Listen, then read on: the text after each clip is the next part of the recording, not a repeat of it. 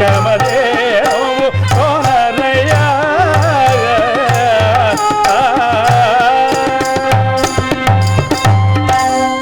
అయ్యా బాబు రండి కొనండి, చౌక బేరం. బంగారం లాంటి గోవు, మాణిక్యం లాంటి దూడ, ఇది ఇంట్లో ఉంటే చాలు, సిరులు ఒలికిపోతాయి, రండి కొనండి అంటే చంద్రగిరిలో ఉండే వాళ్ళందరూ అంటారట, ఏమో దీని వెల ఎంత? 7 మాణికల ముత్యాలు ఉంది. అట్లయినా మా వల్ల కాదు, రాజుగారి కోటకెళ్ళమన్నారు. రాజుగారి కోటకెళితే చోళరాజు భార్య ఆ గోవును చూడగానే కొనాలనే ముచ్చటపడింది. ఆ గోవును చూడగానే కొనాలి అని అనిపించింది. 7 మాణికల ముత్యాలు ఇవ్వడానికి వచ్చింది చోళరాజు భార్య.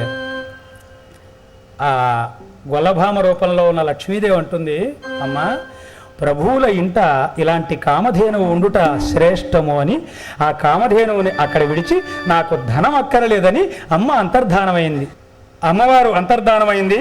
ఈ గోవుని దూడని యాదవుడు తిరుమల కొండకు మేతకు తీసుకెళ్తున్నారు. దీనికి చంద్రగిరి అనే పేరు ఎట్లా వచ్చింది? అంతకుముందు చోళుడు పరిపాలన చేసేటప్పుడు ఉండేటువంటి నగరం కదా. అమావాస్య రోజు శ్రీకృష్ణదేవరాయలు ఆస్థానంలో ఇదొకటి. ఆయన ఇక్కడ ఉంటూ రామకృష్ణ ఈరోజు పౌర్ణమ అమావాస్య అన్నట్ట. ఆ రోజు వాస్తవంగా అమావాస్య. కృష్ణ ఈ తెనాలి రామలింగ కవి పౌర్ణమి అన్నాడు. ఆ పంచాంగం తిరగేస్తే ఆ రోజు అమావాస్య. నేనంటే నీకు అంత చులకనైపోయానా? రాజునని కూడా చూడకుండా అమావాస్య రోజు ఈరోజు పౌర్ణమి అని అంటున్నావా? ఈరోజు గనక చంద్రుడు కనిపించకపోతే నీ తల నరికి ఈ మహద్వారానికి వేలాడదీస్తానన్నట్ట. ఈయనేదో పొరపాటుగా నోరు జారాను, ఆ మాటకి ఇంత పెద్ద శిక్ష వేశాడా అని సాయంత్రం సూర్యుడు హస్తమించే సమయంలో తన వేళ్ళలో ఉన్నటువంటి ఉంగరాన్ని మంత్రించి గిరి అంటే కొండ, ఆ గిరిపైకి విసిరాట. విసరగానే ఆ ఉంగరము ఆ రోజు చంద్రుడిలాగా ప్రకాశించిందట. అమావాస్య రోజు గిరిపైన చంద్రుని చూశాడు గనక దానికి చంద్రగిరి అనేటువంటి పేరు వచ్చింది. కనుక అటువంటి ఆ చంద్రగిరిలో ఉన్నటువంటి ఆ యాదవుడు తిరుమల కొండకు ఆ పశువులను తీసుకెళ్తున్నాడు. కడుపు నిండా మేస్తున్నాయి, కమ్మటి పాలు ఇస్తున్నాయి. అంతలో ఆ రాణి కమ్మటి పాలు కదా, చిక్కటి పాలు, రుచికరమైన పాలు తన ఇంటి వాడుకకు పెట్టుకుంటోందట ఆ గోవు దగ్గర ఉన్నటువంటి పాలని. ఆ పాలు కాచి, అప్పట్లో షుగరు చక్కెర ఇవి లేవు, బెల్లం వేసి ఆ పాలు తాగుతూ ఉంటే అమృతం తాగినట్టుగా ఉండేదట.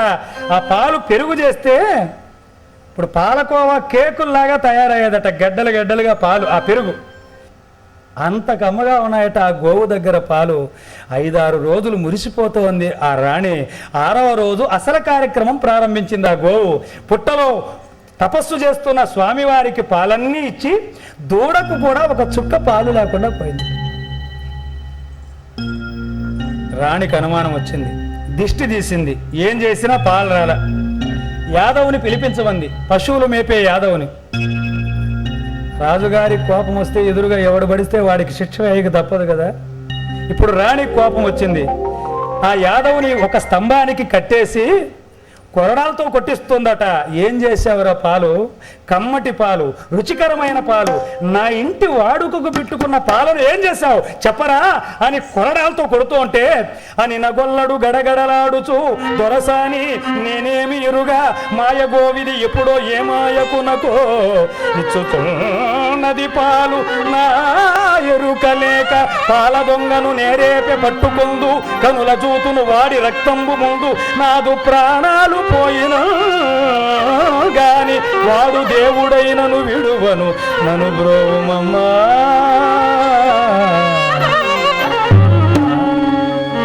ఏదో మాయగోవులాగా ఉంది. ఏ మాయగాడికో పాలిస్తోంది. అమ్మా నాకు ఒక్కసారి అవకాశం అమ్మా, రేపటి రోజు ఈ పాలు ఏమయ్యాయో తెలుసుకుంటాడు. ఈ పాలు తాగిన వాడి ఎంతటి వాడైనా సరే నా కులదైవము గోపాలకృష్ణుడి మీద ఆన, వాడిని నరికి ముక్కలు ముక్కలుగా చేసి నేను నిరపరాధినని నిరూపించుకుంటాను, నాకు అవకాశం ఇవ్వు అని ఎప్పుడైతే అలా అన్నాడో ఒక్కసారిగా అనగానే రాణి సరే అని విడిచిపెట్టింది. ఆ మరుసటి రోజు యాదవుడు తిరుమల కొండకు గోవులు తీసుకెళ్ళాడు. యాదవులందరూ అనేకమైన పాటలు పాడుకుంటూ ఆడుతూ పాడుతూ ఉన్నారు. అలా ఉంటే ఈ యాదవుడు మాత్రం ఆ కపిలధేనువు వైపు ఒక కన్నేసి చూస్తున్నట్ట. ఆ కపిలధేనువు అలా అలా అలా ఆ చెట్లు చాటున పొదల మాటున ఆ పూల పొదల్లో అలా దాగి పెడుతోందట. యాదవుడు అనుకున్నాడు, అమ్మ దొంగగొడ్డ, ఎక్కడికి వెళ్తావే? నీ వల్ల నన్ను దొంగ అనే ముద్ర వేశావా, నన్ను దొంగను చేసావా, నేనేం చేస్తానో చూడు అని ఆ గొడ్డలి భుజాన పెట్టుకున్నాడు. దాన్ని వెంబడించాడు. ఆ గోవు పుట్టలో పొదుగు జార విడిచి స్వామివారికి పాలన్నీ వర్షంలాగా కురిపిస్తోంది. యాదవుడు అనుకున్నాడు, పుట్టలో పాలిస్తున్నావా? ఏ రోజు నేను తక్కువ కులం వాడినే, దొంగతనం చేసే అంత నీచుణ్ణి మాత్రం కాను. ఇంతకాలం నేను రాణి దివాణంలో పశువులు వేపుతున్నాను. నా బాల్యం నుండి దొంగతనం ఎరుగను, అబద్ధాలు చెప్పను, నేను నిజాయితీ పరుణ్ణి. నన్ను దొంగ అని ముద్ర వేశావా? నిన్నిక్కడే చంపి ఈ పుట్టలోనే గోవు పాలిస్తోందని నిరూపించి నేను నిరపరాధిగా బయటపడాలని ఆ బట్టని గిరగిరా తిప్పి అలా విసిరి అలా వేశాట. స్వామివారు అనుకున్నాడు, నాకు పాలివ్వడానికి వచ్చిన గోవుకి హాని జరుగుతుంటే నేను చూస్తూ ఊరుకే ఉండకూడదని ఆ పుట్టలో నుండి పీతాంబరోజ్వల నీలాంగముతో మణిప్రకర భాస్వద్భూషణ శ్రేణితో విలసత్కుండల గండభాగంతో విస్పార వక్షస్థలంతో ఒక్కసారి స్వామివారు అలా అలా అలా పైకి లేచి గోవును తప్పించాట. ఆ గొడ్డలి దెబ్బ స్వామివారి శిరస్సు మీద పడింది. స్వామివారు 7 తాటి చెట్ల ప్రమాణం ఎగిసిందట ఆ రక్తము. ఆ 7 తాటి చెట్ల ప్రమాణం రక్తం పైకి ఎగసగానే యాదవుడు మూర్చపోయాడు. రక్తాన్ని చూడగానే గోవుగా ఉన్న బ్రహ్మ ప్రత్యక్షమయ్యాడు, దూడగా ఉన్న శివుడు ప్రత్యక్షమయ్యాడు. స్వామి, ఏమిటి అన్యాయం? చదువు సంధ్య లేని యాదవుల చేత గొడ్డలి దెబ్బలు తింటున్నావా? అమ్మవారు ఎక్కడో ఉన్నారు, మీరు ఇక్కడికి వచ్చారు, వైకుంఠం బోసిపోయి ఉంది, రండి వైకుంఠానికి వెళ్ళాలంటే స్వామి అన్నాడు, ఇలాంటి దెబ్బలు ఎన్నైనా తింటాను, ఎన్ని దూషణలైనా పడతాను. కలియుగ శ్రేయస్సు కోసం నేను ఈ భూలోకానికి వచ్చాను, కలియుగ మానవుల మంచి కోసం నేను వచ్చాను, కలియుగాంతం దాకా నేను ఇక్కడే ఉంటాను. ఇంతలో యాదవుడు పైకి లేచాట. స్వామి, దేవుడు గుళ్ళల్లో గోపురాల్లో ఉంటాడనుకున్నానే గాని ఇలా చెట్టల్లో పుట్టల్లో ఉంటాడని నాకెట్టా తెలుసయ్యా? నేనేమైనా చదువుకున్నానా, సచ్చానా? స్వామి మన్నించు, గోహత్య మహాపాపం అని తెలియదా? గోహత్య చేయడానికి వచ్చావు గనక నువ్వు పిశాచం అయిపోతావని చెప్పగానే యాదవుడు పిశాచం అయిపోయాడు. నెత్తి మీద 2 కొమ్ములు, నోటిలో 2 కోరలు చూశాడు ఒక్కసారిగా. స్వామి, ఈ రూపంతో నేను నా ఇంటికి వెళితే నా భార్యా పిల్లలు నన్ను చూసి మరణించరా?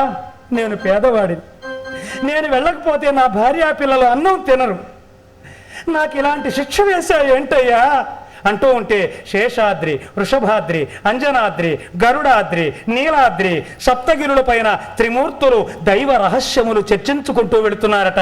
యాదవుడు వెంబడిస్తున్నాడు త్రిమూర్తులను. ఏమని? విన్నపాలు వినవయ్య సన్నుతింతురమణయ్య, విన్నపాలు వినవయ్య సన్నుతింతురమణయ్య, కన్నుగా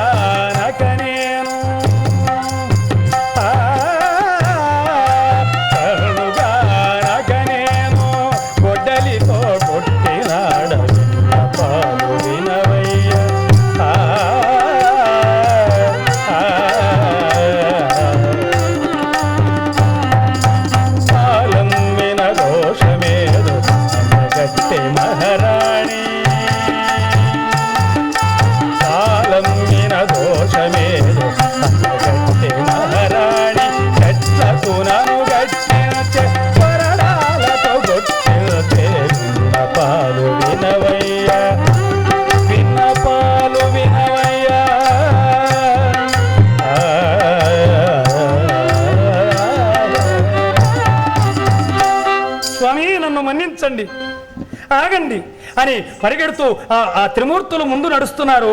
వాళ్ళని వెంబడించాడు యాదవుడు. పరిగెడుతూ పరిగెడుతూ పరిగెడుతూ వెళ్ళి ఆ త్రిమూర్తుల ముగ్గురికి అడ్డంగా సాగిలి పడిపోయాడు. పడిపోయి అంటున్నాడు, ముమ్మూర్తుల చూచినాడా, మురిపెముతో మురిసినాడా, నాకిటుల శాపమబ్బే నారాయణ నీకిదే వందనము.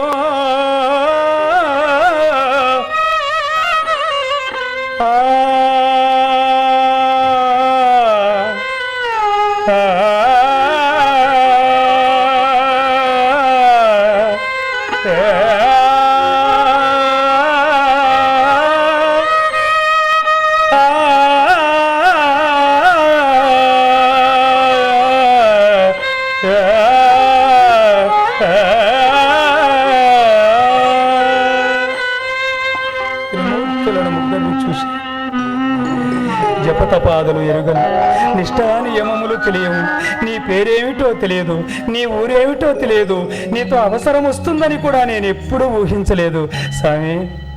తెలియకుండా చేసిన అపరాధానికి నాకింత పెద్ద శిక్ష వేశావేంటయ్యా? అయితే యాదవుడు చదువుకోకపోయినా, వాడికి ఏమీ తెలియకపోయినా ఏది అడగాలో అదే అడిగాడు దేవుడు కనిపించగాని. ముమ్మూర్తుల చూచినాడా మురిపెముతో మురిసినాడా,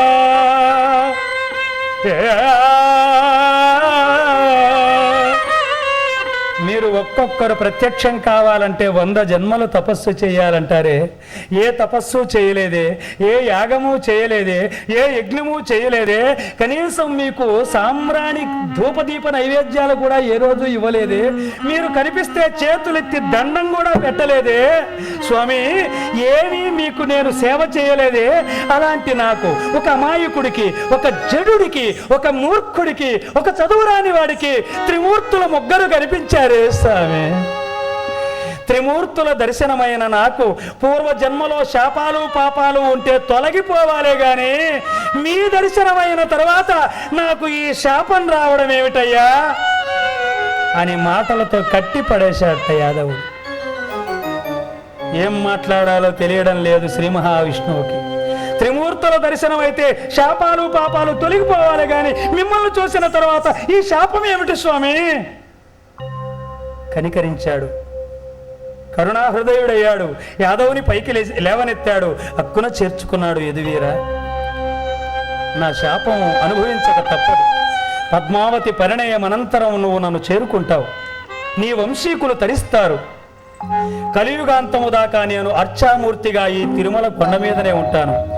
యాదవులకే ప్రథమ దర్శనము. అందుకనే ఈనాటికి కూడా యాదవులకే ప్రథమ దర్శనం. వాళ్ళు దర్శనం చేసుకున్న తర్వాతనే కౌసల్యా సుప్రజా రామ పూర్వ సంధ్యా ప్రవర్ధతే ఉత్తిష్ట నరశార్దూల కర్తవ్యం దైవమాఖ్నికం.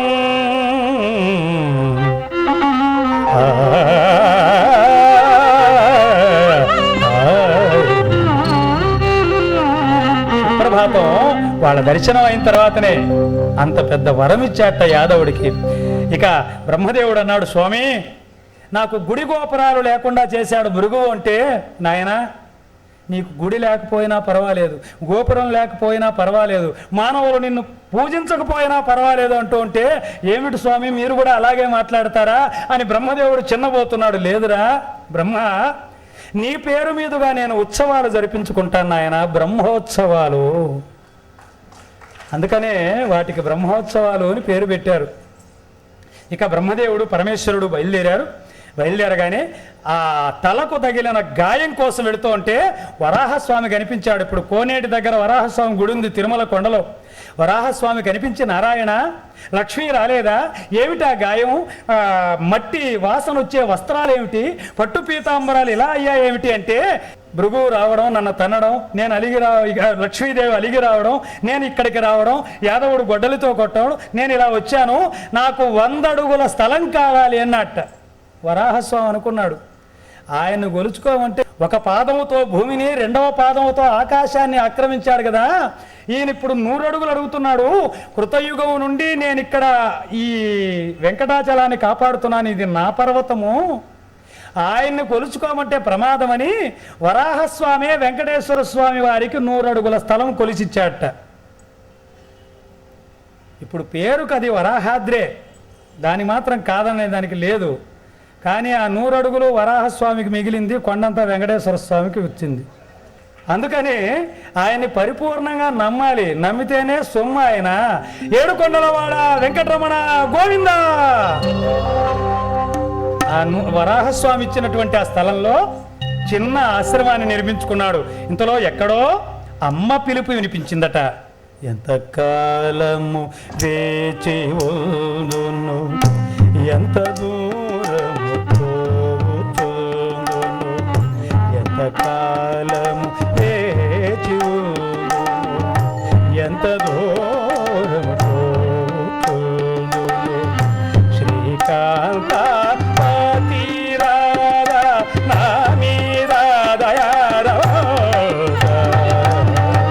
నడువలే నడువునైనా నడువలేను నుడువలేను బడుగునైనా ఎండలోన కొండపైన ఎండలోన కొండపైన అడుగులే తడబాడేనురా. సిగముడి విడి నడుము గడగడబడికి కాలము వేచి ఉండును, ఎంత దూరము పోవును. శ్రీకాంత పతిరాధ నా మీద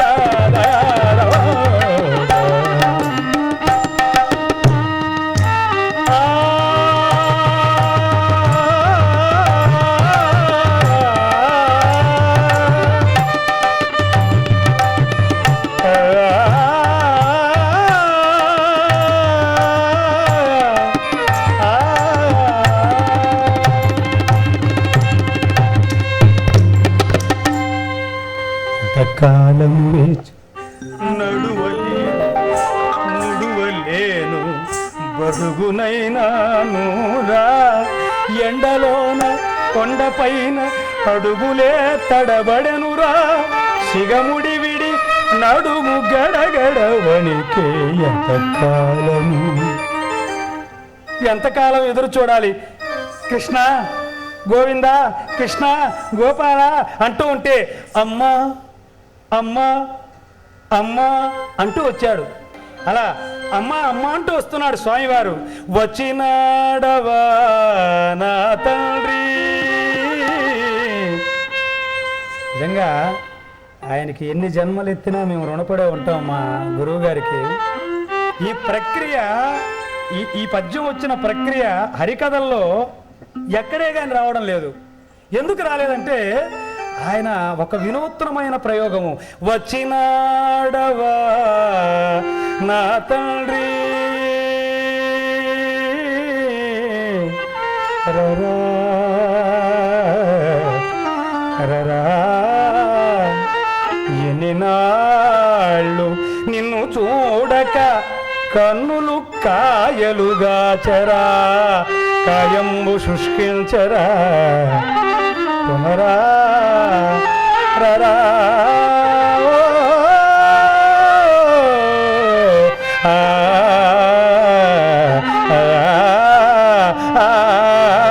వచ్చినాడవా నా తండ్రి. అమ్మా అమ్మా అమ్మా అంటూ స్వామివారు ఎప్పుడైతే ఇలా వస్తున్నాడో స్వామిని చూసింది. ఆ ఊతకర్ర పారేసింది. ఆ ఊతకర్రతో ఏమో ఊతకర్ర లేకుండా నడవలేదు. ఆ ఊతకర్రను అలా వదిలి వచ్చావా నాయన కృష్ణ గోపాల వచ్చావా, వచ్చినాడవా నా తండ్రి రారా అని రెండు చేతులు పట్టుకొని ఏమిట్రా గాయం, ఇంకా గోడలు దూకే బుద్ధులు పోలేదా ఇంకా నీకు? ఏ గోడ దూకావరా, ఏ రాయి తగిలిందిరా నీకు? అమ్మా నేను గోడలు దూకలేదమ్మా. ఈ అమ్మ దగ్గర మళ్ళీ హరిక చెప్పాల్సి వచ్చింది స్వామివారు. యాదవుడు గొడ్డలితో కొట్టాడు అట్లాగా. అయ్యో అయ్యో ఎంతకాలం అయిందో నువ్వు భోంచేసి అని ముందుగా పెరుగన్నము చేసి గోరుముద్దలు పెట్టిందట. పెరుగన్నం చేసి కడుపు నిండా తినరా. అందుకనే బాలచారెలతోడా ఆ పెరుగన్నం అన్నమాచార్యుల వారు కూడా రాశారు. నువ్వు తింటూ ఉంటే ఆయన పొట్ట మీద పెరుగు కారి ఆ తెల్లటి చారెలుగా ఉందట. అందువల్ల ఆ ఒకులమ్మ పెట్టేటువంటి పెరుగన్నం తిన్నట్ట. వెంకటేశ్వర స్వామి వారు గాయం మేలైంది. ఇక్కడ అమ్మవారు సేవలో గాయం మేలైంది. జనవరి సంక్రాంతి కనుమ పండుగ రానే వచ్చింది. స్వామివారు వేటకు బయలుదేరుతున్నాడు.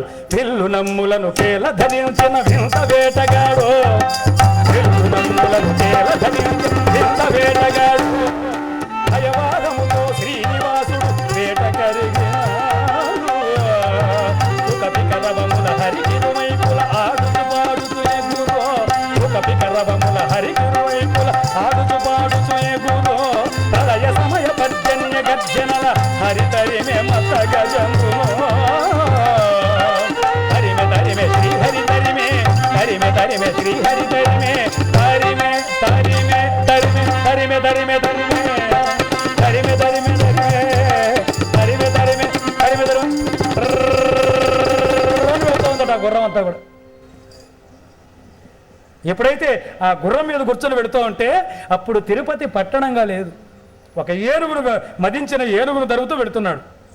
ఆ ఏనుగు నారాయణవనం ఉద్యానవనం దాకా వెళ్ళిందట. ఈయన వెనకాల గుర్రం పైన వెళుతున్నాడు. నారాయణవనం ఉద్యానవనం దాకా వెళితే ఆడవాళ్ళ అందెల సవడి కిలకిలా రావాలు వినిపించాయి. ఆ స్వామి అనుకున్నాడు, ద్వాపర యుగంలో 16,108 మంది ఆడవాళ్ళ మధ్యలో ఉన్నవాడిని కదా, ఈ కలియుగం వచ్చేసరికి ఉన్న లక్ష్మీదేవి కూడా ఎక్కడుందో అర్థం కావడం లేదు, ఈ కలియుగంలో ఆడవాళ్ళనే చూడడం లేదు, ఒకసారి చూద్దామని ఏనుగును వదిలేట. నువ్వు వెళ్ళిపో అని గుర్రాన్ని కోట గోడ దగ్గర కట్టేసి ఆ కోట గోడ పైకి ఎక్కితే పద్మావతీదేవి, ఆకాశరాజు కుమార్తె పద్మావతీదేవి చెలికత్తెలతో దాగుడు మూతలాట్లాడుతోందట. దాగుడు మూతలంటే కళ్ళకు గంతలు కడతారు, ఎవరు దొరికిపోతే వాళ్ళ దొంగ. అమ్మవారికి కాస్త లౌక్యం తక్కువ. పద్మావతి అమ్మవారు దొరికిపోయింది, అమ్మవారికి కళ్ళగంతలు కట్టారు. దాగుడు బూచి దొంగ కోల్, పిల్లి వచ్చే ఎలక కోల్, ఎక్కడ దొంగ అక్కడే దాంకో దాంకో గప్ షిప్. ఎక్కడ వాళ్ళు అక్కడ దాంకున్నారు. స్వామి అనుకున్నాడు, ఆహా ఈ అవకాశాన్ని మాత్రం నేను జార విడుచుకోకూడదు. చెలికత్తెలందరూ కూడా ఎక్కడి వాళ్ళు అక్కడ దాంకున్నారు. పద్మావతీదేవి కళ్ళు కనిపించట్లేదు. వస్తోంది, ఎక్కడున్నారే అసలు ఎక్కడున్నారే, నాకేం కనిపించట్లేదే, ఎక్కడున్నారే అని పద్మావతి అమ్మవారు వస్తూ ఉంటే స్వామి మెల్లగా దిగి ఎదురుగా వెళ్ళి ఇలా చెయ్యి అందించాట. అమ్మ దొంగ దొరికావా అని స్వామివారి చెయ్యి పట్టుకుంది అమ్మవారు. ఆడవాళ్ళ చెయ్యి అయితే అది మెత్తగా తామర తోడలాగా ఉంటుంది. వెంకటేశ్వర స్వామి చెయ్యి కదా, ఏనుగు తోండంలాగా ఉందట గట్టిగా. శ్రీహరి కరముల హరి తొండంబుల వలనుండా, ఆ పై భాగం ముదడుమ కరకంకణము ఘనమై ఉండ, ఆ పై భుజముదడుమగ నాగాభరణంబులసగా, ఆపై కర్ణముదడుమ మకర కుండలములు ఘనమై ఉండే. ఆ పైన అందడం లేదు చెయ్యి. స్వామివారే ఇలా వంగాట. శిరంబును దడుమగా వజ్రస్థగిత కిరీటంబు గుచ్చుకోనా,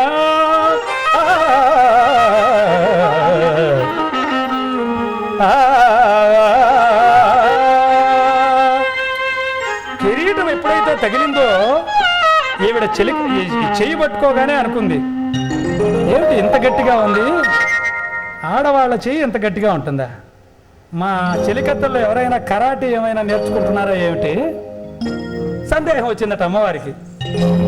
చేతిలో గాజులు ఉన్నాయా లేదా అని చూస్తే కరకంకణాలు ఉన్నాయట. కరకంకణాలు పెట్టుకున్న చెలికత్త ఎవరబ్బా? ఇంకా కాస్త పైకి వచ్చింది. స్వామివారికి నాగపడగలు ఉంటాయి భుజాల మీద, నాగాభరణాలు కనిపించాయట. నాగాభరణాలు ఎవరు పెట్టుకున్నారు?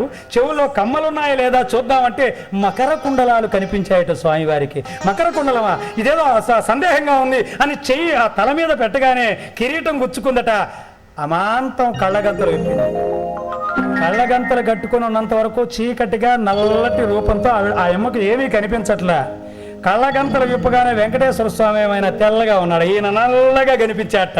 అమ్మవారు బెదిరిపోయింది. భారం ఒక్కసారి ఎగిసి అక్కడెక్కడో పూల పొదలో దాగిందట పద్మావతీదేవి.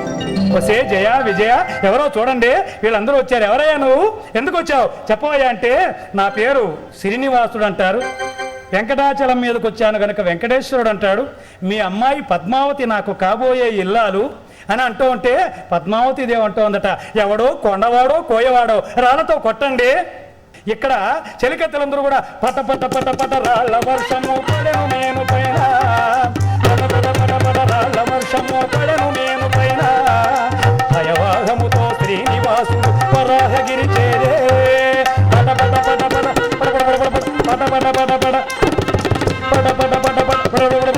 పట వర్షము పడెను నేను పైన.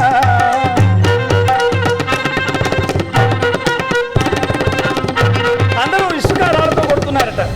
పద్మావతి, నేనే నీకు కాబోయే భర్త, నేనే నారాయణుడు, నేనే రాముడు, నేనే కృష్ణుడు, ఇప్పుడు వెంకటేశ్వర అవతారంలో ఇక్కడున్నాను, నేను తిరుమల కొండలో ఉన్నాను, నువ్వు నా కాబోయే ఇల్లాలివి అంటూ ఆ గుర్రం మీద కూర్చొని తిరుమల కొండ చేరాట.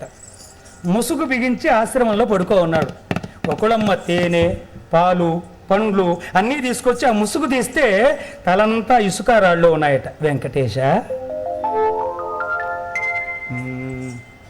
సత్యయేమైన స్వప్నం బందొచ్చెనా, అష్టభార్యలలో యవతి జ్ఞప్తికి వచ్చరా, గోడలు దూకు బుద్ధులు ఇంకనూ పోలేదా. సత్యభామ గుర్తుకొచ్చిందా? రుక్మిణీదేవి గుర్తుకొచ్చిందా? ఇంకా నీ గోడలు దూకే బుద్ధులు పోలేదా? అమ్మా, నేను ఆ గోడలు దూకలేదే. నారాయణవనంలో ఆకాశరాజు కోట ఆ యొక్క ఉద్యానవనం గోడను దూకాను, పద్మావతిని చూశాను, మెచ్చాను, మనసిచ్చాను, నిన్ను పెళ్లి చేసుకుంటాను అంటే ఆవిడ జయించిన సత్కారమే ఈ రాళ్ల వర్షము అన్నట్టు. సత్కారాలంటే కూడా ఇలా ఉంటాయా? రాళ్ల వర్షం కూడా సత్కారాలంటే క్షత్రియులకి ఎన్ని ఘాట్లుంటే అంత మంచిదట. వీడు ఇంతమందిని పొడిచాడో, ఇంతమందితో యుద్ధం చేశాడో అని వాడికి ఒక ఘనకీర్తి. ఇక్కడ వెంకటేశ్వర స్వామి వారు అంటున్నాడమ్మా, నాకు కాబోయే ఇల్లాలు, నువ్వు పెళ్లి పెద్దగా వెళ్ళవమ్మా అంటే అమ్మవారు పెళ్లి పెద్దగా వెళుతోంది. 3-4 రోజుల తర్వాత చూశాట. అమ్మ ఆ మోకాళ్ళ పర్వతాన్ని దిగుతోంది. ఎట్లా? ఎక్కడయా నీ నివాసము ఓ తిరుమలేశ, ఎందని వెదకను నీ కోసం, ఎక్కడయా నీ నివాసము ఓ తిరుమలేశ, ఎందని వెదకను నీ కోసం, ఎక్కడయా నీ నివాసం. హరే రామ హరే కృష్ణ గోవింద, హరే రామ హరే కృష్ణ గోవింద, హరే రామ హరే కృష్ణ గోవింద, హరే రామ హరే కృష్ణ గోవింద.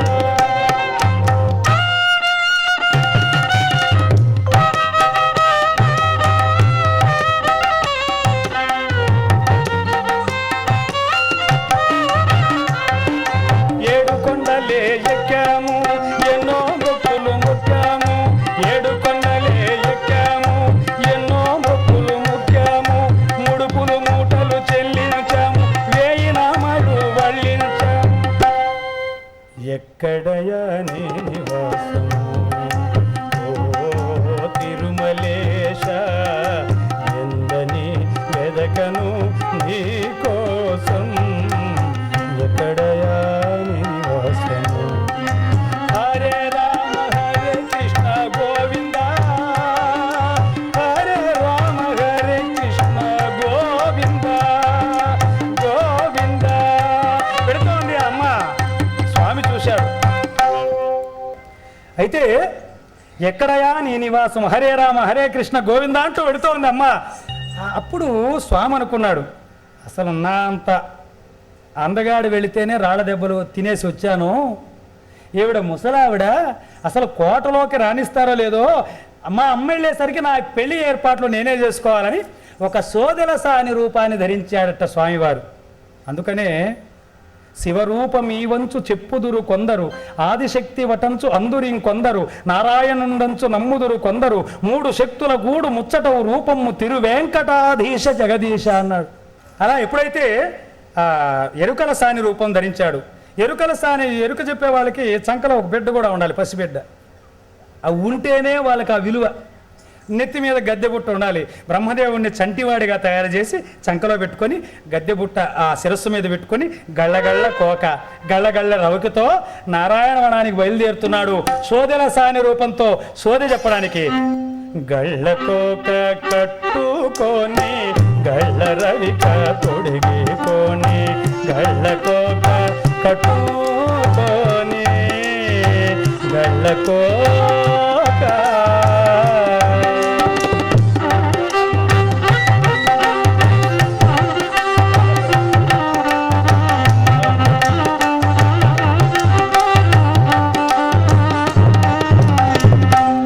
గళ్ళగళ్ళ కోక గట్టి గళ్ళగళ్ళ రవికి తొడిగి సోదోయమ్మ సోది సోదోయమ్మ సోది సోదడగరోయమ్మ సోది ఉన్నది ఉన్నట్టుగా చెబుతాను లేనిది లేనట్టుగా చెబుతాను జరిగేది చెబుతాను జరగబోయేది చెబుతాను. ఓయమ్మి సోదడగరు ఈయనేం నారాయణ మనం మొత్తం తిరుగుతా ఉన్నాడంటే లేదు. ఆయన ఎక్కడ అవసరమో అక్కడ మాత్రమే తిరుగుతున్నాడు. ఎక్కడ ఆకాశరాజు అంతఃపురం ముందర అటువైపు నుంచి ఇటువైపుకి ఇటువైపు నుంచి అటువైపుకి ఆయన అవసరం అక్కడే ఉంది. సోదడగరోయమ్మ సోది ఉన్నది ఉన్నట్టుగా చెబుతాను లేనిది లేనట్టుగా చెబుతాను జరిగేది చెబుతాను జరగబోయేది చెబుతాను. సోదడగరోయమ్మ ఇంతలో ఒకసారి వినింది 2 సార్లు వినింది. ఈ సోది వాడ పల్లాకపోతా ఉంది ఆ యొక్క నా ధరణిదేవి పద్మావతీదేవి తల్లి. ఈవిడు సోది భలే సోదైపోయిందని సోదమ్మి ఇలారా. ఎందుకు ఉద్యానవనంలో వెంకటేశ్వర స్వామి వారిని చూచింది మొదలు ఆయన స్వప్నంలో కనిపిస్తున్నట్ట. నిద్రలో ఉలికిపడి లేస్తోంది పద్మావతి అమ్మవారు. పెళ్లిగానే ఆడబిడ్డ ఎక్కడ పడుకుంటుందంటే తల్లి దగ్గరే పడుకుంటుంది. ఎప్పుడు కూడా పడుకోవాలి కూడా. అయితే ఎందుకు నువ్వు ఉలికిపడి లేచావు కలవరిస్తున్నావా ఏమిటి అంటే పెళ్లిగాకనే నాకు పరాయి మగవాడు కల్లో కనిపిస్తున్నాడని ఎవరు చెప్తారు? పద్మావతి దేవి కూడా చెప్పలే. ఏం జరిగిందో తెలుసుకోవాలని ఓ సోదమ్మి ఇలారా సోదోయమ్మ సోది సోదోయమ్మ సోది వచ్చి ఆ గద్దె బుట్ట తీసి అక్కడ పెట్టి చంకలో ఉన్న బ్రహ్మదేవుణ్ణి కూకోరా అని కూలవేశాడు. బ్రహ్మదేవుడు కూకున్నాడు. కోయ భాషలో ధరణిదేవి అంటోంది సోదమ్మి నీ సోది నిజమేనా? నా బుట్ట తోడుగా చెబుతుండ నా బిడ్డ తోడుగా చెబుతుండ నమ్మవేహే నా మాట ఉన్నది ఉన్నట్టుగా చెబుతాను లేనిది లేనట్టుగా చెబుతాను జరిగేది చెబుతాను జరగబోయేది చెబుతాను ఓయమ్మి సోదర అంటూ ఉంటే. అయితే ఈ మధ్య మా ఇంట్లో కొన్ని వింతలు కలవరింతలు వినిపిస్తున్నాయి. కలవరింతలకు వింతలకు కారణం ఏటో చెబుతావా? 7 మాణికల బియ్యం వెయ్యాల 7 ఆకులెట్టాల 7 పసుపు కొమ్ములెట్టాల 7 బెల్ల బౌంఠలెట్టాల అన్నీ తీసుకొచ్చి పెట్టింది. అత్తగారింటికి ఏ అల్లుడు వెళ్ళినా ముందుగా పెళ్ళాం చేయబట్టుకుంటారు. వెంకటేశ్వర స్వామి ఏమదృష్టవంతుడో ముందుగా అత్తగారు చేయబట్టుకున్నాడు. ఈయన అత్తగారు చేయబట్టుకొని హాయ్ తోరణాలు కడతారమ్మ తిరణాలు కడతారమ్మ తోరణాలు కొడతారమ్మ పూరణాలు తింటారమ్మ కారణాలు చెబుతారమ్మ బంగారపు బొమ్మలాంటి బిడ్డ దొరికింది అది మీకు పుట్టనే లేదు మట్టిలో దొరికింది మా లక్ష్య అంశతో నీ ఇంట కూతురయ్యింది. తోరణాల తోరణాల తోరణాలు తిరణాలు కొడతారమ్మ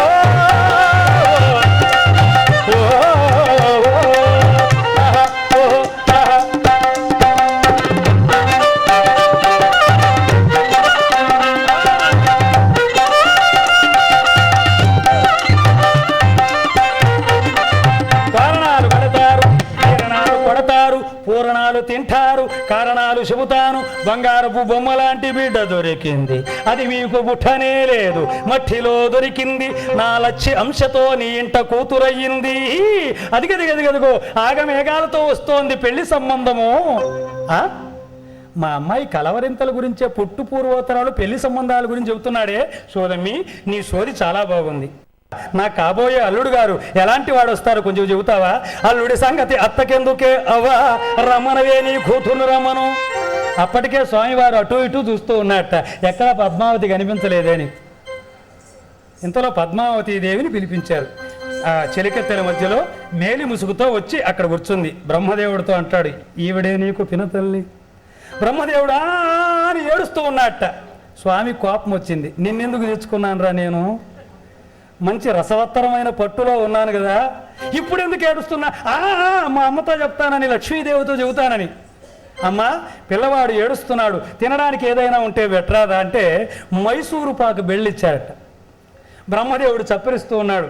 ఇంతలో ఆడవాళ్ళకే ఆ సోది చెప్పాలంటే వామహస్తం పట్టుకొని చెప్పాలి, ఎడమ చేయికి. ఈయన ఈ అవకాశం మళ్ళీ నాకు ఎప్పుడు వస్తుందో అని 2 చేతులు పట్టుకున్నట్ట పద్మావతీదేవికి. హాయ్ హాయ్ స్వామి చక్కరధరుడా, ఇక నాలు రానీయకురా వినాయకుండ వినాయకుండ వినాయకుండ. కంచిలో కామాక్షి బలుపు మధురలో మీనాక్షి బలుపు, కంచిలో కామాక్షి బలుపు మధురలో మీనాక్షి బలుపు, అంబ బలుపు జగదాంబ బలుపు లలితాంబ బలుపు శరదాంబ బలుపు. కంచిలో కామాక్షి బలుపు మధురలో మీనాక్షి బలుపు, అంబ బలుపు జగదాంబ బలుపు లలితాంబ బలుపు శరదాంబ బలుపు. పుట్టుంటే ఆడదమ్మో, గడ్డముంటే మగవాడమ్మో, పుట్టుంటే ఆడదమ్మో, గడ్డముంటే మగ. బొట్టు పెట్టుకుంటే ఆడవాళ్ళని, గడ్డం వస్తే మగవాళ్ళని ఇది ఎవరికి తెలియదు. ఆ మాటను పట్టుకొని పద్మావతీదేవి చేతులంతా నలిపేస్తున్నట్ట స్వామివారు, మీదికి లాక్కుంటున్నట్ట. పద్మావతీదేవి అంటోంది, అమ్మా ఈ సోదమి నా చేతులు నలిపేస్తోంది. సోదమి, మా అమ్మాయి సుకుమారి, కాస్త నెమ్మదిగా పట్టుకోరాదు. అవును, మా అల్లుడు గారి గురించి చెప్పలేదే. మళ్ళీ మొదలెట్టాడు ఈయన. 7 మాణికల బియ్యం వెయ్యాల, 7 ఆకులెట్టాల, 7 పసుపు కొమ్ములెట్టాల. అదేమిటే, ఇప్పుడే ఇచ్చాంగా. తల్లి సోది తల్లిదే, పిల్ల సోది పిల్లదే. నీ ఫీజు నీదే, మీ అమ్మాయి ఫీజు మీ అమ్మాయిదే, ఎవరి ఫీజు వాళ్ళదే. తప్పదు. రెండోసారి మళ్ళీ ఆ యొక్క వడ్డీ వసూలు చేశాట స్వామివారు. ఎప్పుడైతే తీసుకున్నాడో అప్పుడు అంటూ ఉన్నారు, మా అల్లుడు గారి గురించి చెప్పవా? నల్ల నల్లని వాడే వాడే, గదావనమాల గలవాడే, శంఖ చక్రములు గలవాడే, ఈ 7 లోకాలు వాడు.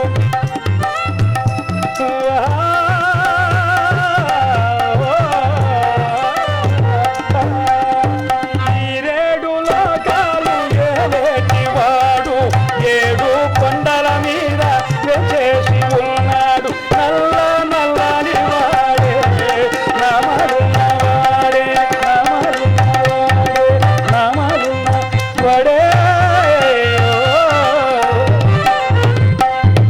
ఇంతలో బ్రహ్మదేవుడు మళ్ళీ అని ఏడుస్తున్నట్ట. ఎందుకు ఏడుస్తున్నావురా అన్నాడు. ఆ మైసూరు పాకు బిళ్ళకి చిన్న చిన్న రంధ్రాలు ఉన్నాయట. ఆ రంధ్రాల్లో ఎర్రచీమలు ఉన్నాయట. ఆ ఎర్రచీమలు బ్రహ్మదేవుడు చంటివాడు కదా, తింటూ ఉంటే పెదాలు గుట్టేస్తున్నాయట. బ్రహ్మదేవుడు అని ఏడుస్తున్నాడు. ఎందుకు ఏడుస్తున్నావురా అంటే, నేను సృజించిన చీమలు నన్నే కుట్టుచున్నవి అబ్బా, నేను సృష్టించిన చీమలు నన్నే కుడుతూ ఉంటే ఏడవకి ఏం చేస్తానయ్యా అని ఏడుస్తూ ఉంటే, అయ్యో అయ్యో నిజమేనే అన్నీ తీసేసి, అమ్మా పిల్లవాడికి పాలు పెరుగుంటే ఇస్తావా? ఒక చెంబు నిండా పాలు, ఒక చెంబు నిండా పెరుగు ఇస్తే పాలకొండకి చంటిబిడ్డకి మరుగుండాలి కనుక ఇలా వేసుకొని స్వామివారి తాగేస్తున్నట్ట పాలు పెరుగు. బ్రహ్మదేవుడు అన్నాడు, నా కోసం తెప్పించి నువ్వు తాగేస్తావా? నేను వాళ్ళతో చెబుతాను అంటాడు. నువ్వు తాగినట్టు నేను నిరూపిస్తా కదా అని పాల మీగడ తీసి మూతంతా రుద్దేసేట. ఎవరైనా చూస్తే ఆయన తాగాడని అనుకోవడని. ఇంతలో ఇదిగో వస్తోంది ఒక అవ్వ. ఆయన సామాన్యుడు కాదు, నరుడు కాదు, అతను నారాయణుడు. శ్రీమన్నారాయణుడు వెంకటేశ్వరుడుగా అవతరించాడు. ఆయన మీ అమ్మాయిని వివాహం ఆడాలనుకున్నాడు కనుక ఒక అవ్వ వస్తోంది, పెళ్లి పత్రికలు సిద్ధం చేయండి అని. ఓ అవ్వ, పాతకోకుంటే ఇస్తావు? పాతుకోకేమిటే, పెళ్ళైతే పట్టుచీర ఇస్తాలే అంటే బ్రహ్మదేవుని కూకోరా అని సంకలో కూల వేసుకొని సోదోయమ్మ సోది స్వామివారు వెళ్ళిపోయాడు. 7 అహోరాత్రములు నడిచి ఆ వకుళమ్మ నారాయణవనాన్ని చేరుకుంది. ఆకాశరాజు ధరణీదేవి స్వాగత మర్యాదలు పలికి వేదవ్యాసుల వారి కుమారుడైన శుకమహర్షిని రప్పించి, అమ్మవారిది భరణీ నక్షత్రము, స్వామివారిది శ్రవణ నక్షత్రము, వైశాఖ శుద్ధ దశమి ఉత్తర పల్గుడి నక్షత్రయుక్త లగ్నమందు స్వామివారికి బంగారు రేకుపై కళ్యాణం రాశారట. శుక మహర్షి రాసినటువంటి అక్షరాలు ఆ బంగారు రేకుపైన అక్షరాలు రాయగానే ఇక నేరుగా వకులమ్మతో కలిసి తిరుమల కొండకొచ్చి శుక మహర్షి పత్రిక చదువుతున్నాడు. స్వస్తి శ్రీమదనంత కళ్యాణ దక్షాయ శ్రీమద్వెంకటనాథాయ శ్రీనివాసాయ తే వధూ శ్రీ పద్మావతి వరుడు శ్రీ వెంకటేశ్వరుడు వివాహ మహోత్సవంబు నారాయణ వనంబున పెద్దలు నిశ్చయించినారు. ఇట్లు ఆకాశరాజు నారాయణ వనము భూలోకము.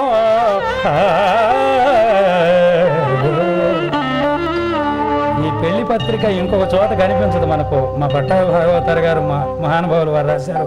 స్వస్తి శ్రీమదనంత కళ్యాణ దక్షాయ శ్రీమద్వెంకటనాథాయ శ్రీనివాసాయ తే వధువు శ్రీ పద్మావతి వరుడు శ్రీ వెంకటేశ్వరుడు. నాయన శుక మహర్షి లోకాలకు వెళ్ళి 3,000,000 దేవతలకు ఈ ఆహ్వాన పత్రికలు అందించవయ్యా అంటే ఆహ్వాన పత్రికలు ఆ యొక్క పెళ్లి పత్రికలు అందుకున్న 3,000,000 దేవతలందరూ కూడా వస్తున్నారట. ఎట్లాగా?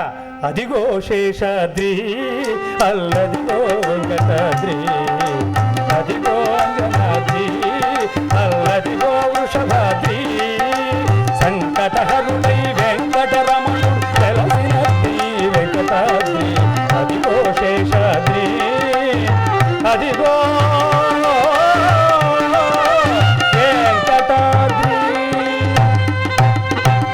కోటి దేవతలందరూ కూడా తిరుమల కొండ మీదకి వచ్చారట వారి వారి వాహనాల పైన. సూర్యుడు వెళ్ళి కొల్హాపురంలో ఉన్న లక్ష్మీదేవిని 2వ పెండ్లికి ఒప్పించి తీసుకొచ్చాడు. ఇక కుబేరుడి దగ్గర 1,14,00,000 పెండ్లికి అప్పుగా తీసుకున్నట్ట. వెంకటేశ్వర స్వామి వారు అప్పుగా తీసుకుని ఇక ఇంత పెద్ద కథలో నా రచన కూడా ఒక పాట ఉండాలని నేను పెట్టుకున్నాను. నేను రాసుకుని సొంతంగా పెళ్లి కుమారుడుగా బయలుదేరాడు గరుడ వాహనం మీద. ఇది బయలుదేరే గరుడ వాహనముపై బయలుదేరే గరుడ వాహనముపై పాణి గ్రహణ మహోత్సవమునకై శ్రీహరి బయలుదేరే గరుడ వాహనముపై పాణి గ్రహణ మహోత్సవమునకై శ్రీహరి బయలుదేరే బయలుదేరే బయలుదేరే గరుడ వాహనముపై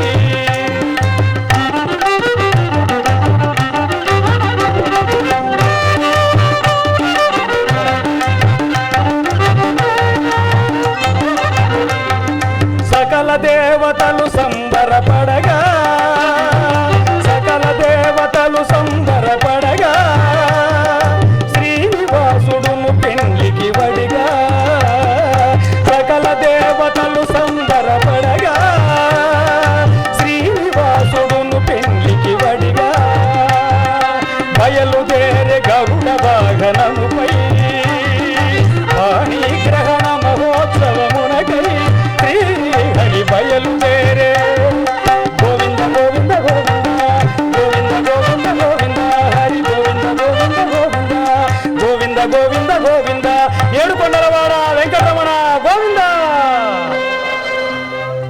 3,000,000 దేవతలందరూ కూడా నారాయణవనం చేరుకున్నారు. పెళ్లి కూతురుగా పద్మావతీదేవి పీటల మీద కూర్చుంది. పెళ్లి కుమారుడుగా వెంకటేశ్వర స్వామి వారి పీటల మీద కూర్చున్నారు. తుంబుర నారదాదులు గానం చేస్తున్నారు.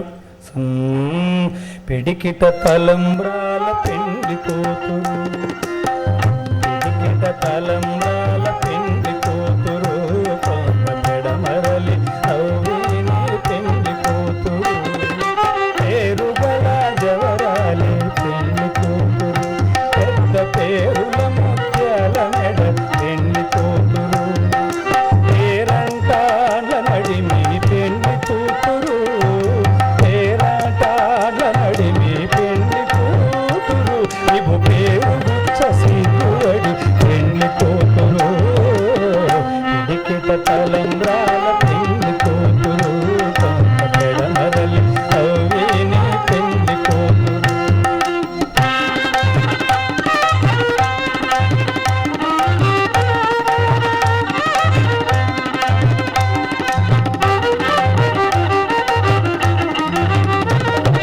పెట్టెనే పెద్ద తురుము పెళ్లి కూతురు నేడి పెట్టెడు చీరలు కట్టి పెళ్లి కూతురు పెట్టెనే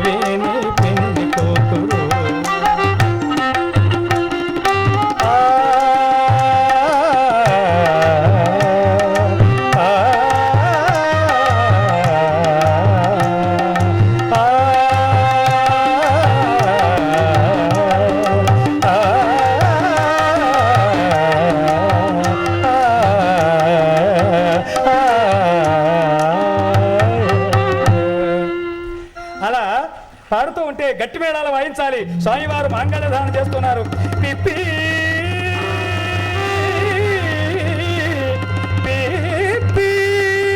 నారస్వరం డోలు వాయిస్తూ ఉన్నారు. ఓ మాంగళ్యవంతంతునానేన జగద్రక్షక హేతునా కంటే వర్ణామి శుభగే త్వం జీవ శరదాం శత అని అంటూ ఉంటే గట్టి మేళాలు వాయిస్తూ ఉన్నారు. అలా వాయిస్తూ ఉంటే మాంగళ్య ధారణ చేస్తున్నారు స్వామివారు. పద్మావతి అమ్మవారి మెడలో అంగరంగ వైభవంగా ముక్కోటి దేవతలందరూ కూడా శతమానం భవతి శతాయు పురుష శతేంద్రియే ఆయుష్యేవేంద్రియే ప్రతిష్టతి.